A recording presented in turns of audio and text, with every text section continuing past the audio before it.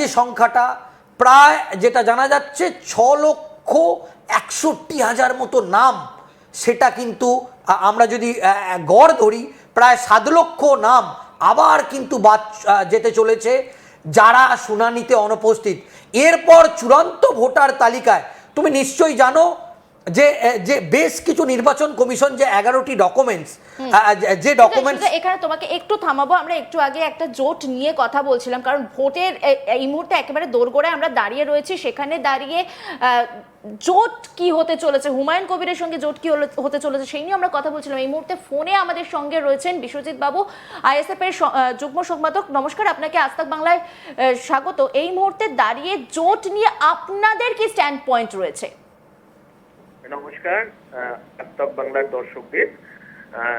জোট নিয়ে আমরা বারবার বলেছি যে পশ্চিম বাংলায় তৃণমূল কংগ্রেস এবং ভারতীয় জনতা পার্টি বিজেপিকে পরাজিত করার জন্য সমস্ত ধর্মনিরপেক্ষ শক্তিকে আমরা একজোট হওয়ার আহ্বান জানিয়েছি। আমরা বামফ্রন্টের চেয়ারম্যান এবং সিপিএম এর রাজ্য সম্পাদককেও আমরা প্রথম থেকে চিঠি করে আসছিলাম, এবং আমরা কংগ্রেসের যিনি সভাপতি তাকেও আমরা চিঠি করেছিলাম, এবং ছোট ছোট অনেক ধর্মনিরপেক্ষ অর্গানাইজেশন আছে তাদেরকে আমরা চিঠি করেছিলাম যে পশ্চিম বাংলায় দুর্নীতিগ্রস্ত তৃণমূল এবং সাম্প্রদায়িক বিজেপিকে পরাস্ত করার জন্য আমাদেরকে একজোট হওয়া প্রয়োজন। তো স্বাভাবিকভাবেই বামেদের সঙ্গে আমাদের কথাবার্তা চলছে এবং আমরা অনেকটাই এগিয়ে গেছি। আশা করছি কয়েকদিনের মধ্যেই এটা পরিষ্কার হয়ে যাবে। বিশ্বজিৎ বাবু, আমরা যেটা দেখছিলাম যে নৌশাদ সিদ্দিকী স্বয়ং তিনি হুমায়ুন কবির জনতা উন্নয়ন পার্টির সঙ্গে জোট করতে একটা আগ্রহ প্রকাশ করেছিল এবং আপনাদের মধ্যে বেশ কিছু বিষয়ে একটা আলোচনা হয়েছিল। তাহলে কি এই মুহূর্তে আইএসএফ এবং জনতা উন্নয়ন পার্টির জোটের মধ্যে একটা জটিলতা তৈরি হলো? না, দেখুন, আমরা বারবার ধর্মনিরপেক্ষতার কথা বলছি, আমরা বারবার সংবিধান রক্ষার কথা বলছি। স্বাভাবিকভাবেই যদি কোনো রাজনৈতিক দল তার ধর্মনিরপেক্ষতার প্রশ্নে প্রশ্ন থেকে যায়, আমরা সেই সমস্ত রাজনৈতিক দলের সঙ্গে কোনোভাবেই আমরা আঘাত করব না। তো স্বাভাবিকভাবেই হুমায়ুন কবির যে তার রাজনৈতিক জনতা উন্নয়ন পার্টি, আমরা মনে করি তাকে ধর্মনিরপেক্ষতার এখনো অনেক পরীক্ষা দিতে হবে। বিশ্বজিৎ বাবু, আমরা দেখলাম যে এখনো পর্যন্ত একবারও প্রকাশ্যে জনতা উন্নয়ন পার্টির সঙ্গে আপনারা বৈঠক করলেন না, কিন্তু ইতিমধ্যেই বামেদের সঙ্গে একবার নয় দুবার বৈঠক করলেন।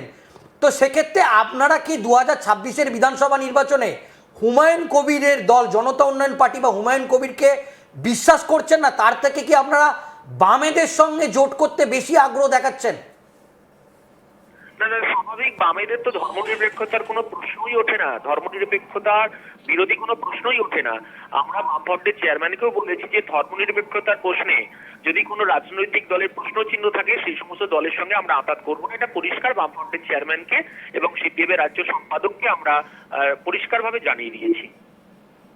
বিশ্বজিৎ বাবু, শেষ যে বৈঠক হলো বামেদের সঙ্গে, কতগুলো আসন নিয়ে ফাইনাল রফাসূত্র বের হলো যদি একটু বলেন?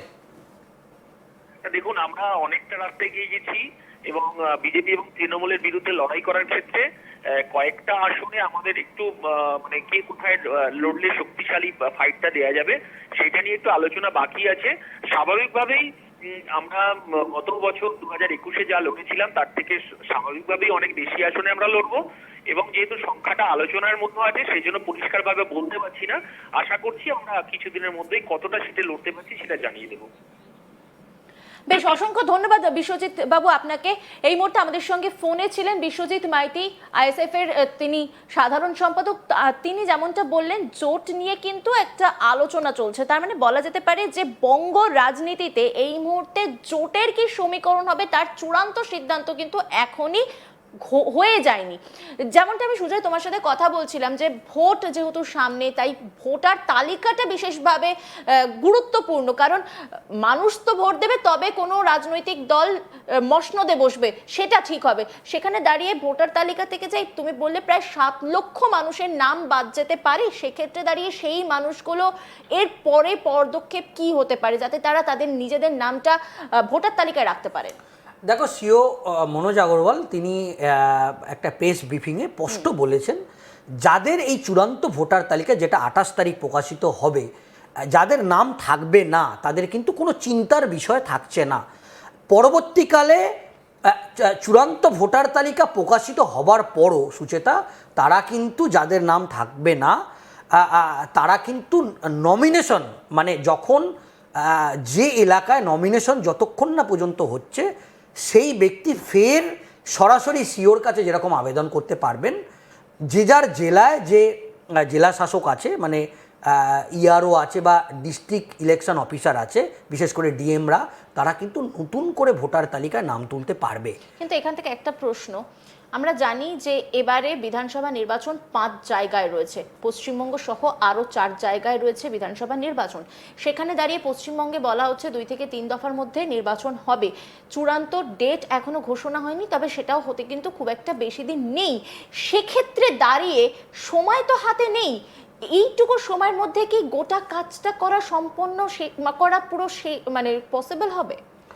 তুমি অত্যন্ত গুরুত্বপূর্ণ একটা প্রশ্ন করেছো, এবং এইটা নিয়ে কিন্তু এই মুহূর্তে বলা যেতে পারে তৃণমূল কংগ্রেস যেটা বারবার অভিযোগ করছে যে এত কম সময়ের মধ্যে কিভাবে সম্ভব। কিন্তু আমরা যেটা দেখলাম শেষের দিকে একটা মাইক্রো অবজারভারকে কাউকে বলা হলো আজকে তোমাকে সারাদিনের মধ্যে 5,000 লোকের শুনানি করতে হবে, কোনো মাইক্রো অবজারভারকে বলা হলো তোমাকে আজকে 3,000 লোকের শুনানি করতে হবে, একটা প্রচণ্ড কাজের পেশার। কিন্তু কেন্দ্রীয় নির্বাচন সনদ একদম রাজ্যের সিও মনোজ আগরওয়ালকে একবারে স্পষ্ট নির্দেশ দিয়েছিল যে নির্দিষ্ট সময়ের মধ্যে কিন্তু শুনানি পর্ব যাতে তারা শেষ করে। এবং শেষ মুহূর্তে আমরা যেটা দেখলাম, নির্বাচন দিল্লির পক্ষ থেকে 2টো ডেট ঘোষণা করা হলো। এক হচ্ছে নির্বাচিত যে সরকার, সেই সরকারের যে মেয়াদ, সেই মেয়াদের আগে একটা নির্বাচন করার একটা সাংবিধানিক প্রোটোকল আছে। সেই সাংবিধানিক প্রোটোকলটা যেরকমভাবে মানতে হবে, তার আগে নির্বাচন শেষ করতে হবে। ঠিক চূড়ান্ত ভোটার তালিকা 28 তারিখে, যেটা আনুষ্ঠানিকভাবে প্রকাশের কথা নির্বাচন কমিশন ইতিমধ্যেই জানিয়েছে, তার মধ্যে গোটা রাজ্যের শুনানি পর্ব বা কাজ শেষ হবে। তোমাকে বলি, স্পেশাল রোল অবজারভার সুব্রত গুপ্ত এই মুহূর্তে দফায় দফায় বৈঠক করছে। এবং তুমি নিশ্চয়ই জানো যে সুপ্রিম কোর্টের নির্দেশে যে মাইক্রো অবজারভার যারা ছিল তাদেরকে কিন্তু ইতিমধ্যেই নির্বাচন কমিশন তুলে নিলেও মাইক্রো অবজারভার যারা ছিল, বিশেষ করে কেন্দ্রীয় সরকারের কর্মচারীরা, তাদের কিন্তু এখনও ছুটি হয়নি। সমস্ত ডকুমেন্ট এই শুনানি পর্বে যেটা জমা দিয়েছিল, একেবারে জোর গতিতে, একেবারে ঝড়ের গতিতে, খুব জরুরি ভিত্তিতে তারা কিন্তু বাড়িতে বসেই সেই সমস্ত ডকুমেন্টেশন ভেরিফিকেশনের কাজ করছে। এবং কেন্দ্রীয় নির্বাচন কমিশনের ওয়েবসাইটে যে ডকুমেন্টস তারা সাবমিট করেছে, যে ভোটাররা শুনানি পর্বে যাদেরকে ডাকা হয়েছিল, যে লম্বা লাইন আমরা দেখেছি, তাদের যে ডকুমেন্টস সেটা এই মুহূর্তে ভেরিফিকেশনের কাজ চলছে জোর গতিতে। এবং স্পেশাল রোল অবজারভার সুব্রত গুপ্ত